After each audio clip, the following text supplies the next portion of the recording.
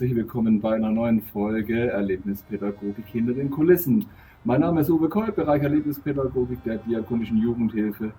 Und heute geht es um Pizza machen am Lagerfeuer. Hier muss ich noch ein bisschen einrichten. Das heißt, heute kommt eine stationäre Gruppe, die DWG Lichtblick. Und es gibt Pizza am Lagerfeuer. Vorbereitung läuft. Ich wünsche euch viel Spaß beim Zugucken.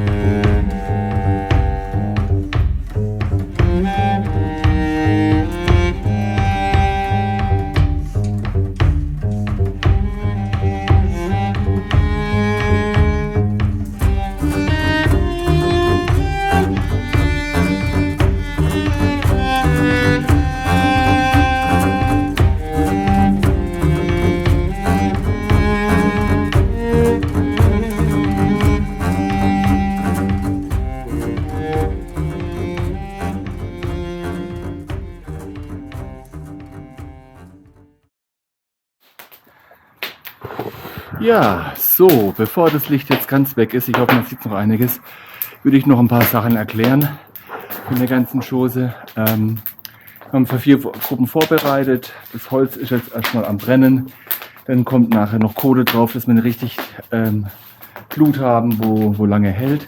Und dann wird der Ofen gebaut. Da werde ich nachher Bilder machen und mit in das Video reinpacken.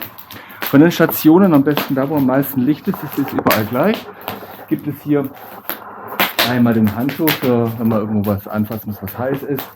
Dann auf diesem Grillrost kommt Backpapier, Hefeteig und dann die Pizza vor uns drauf.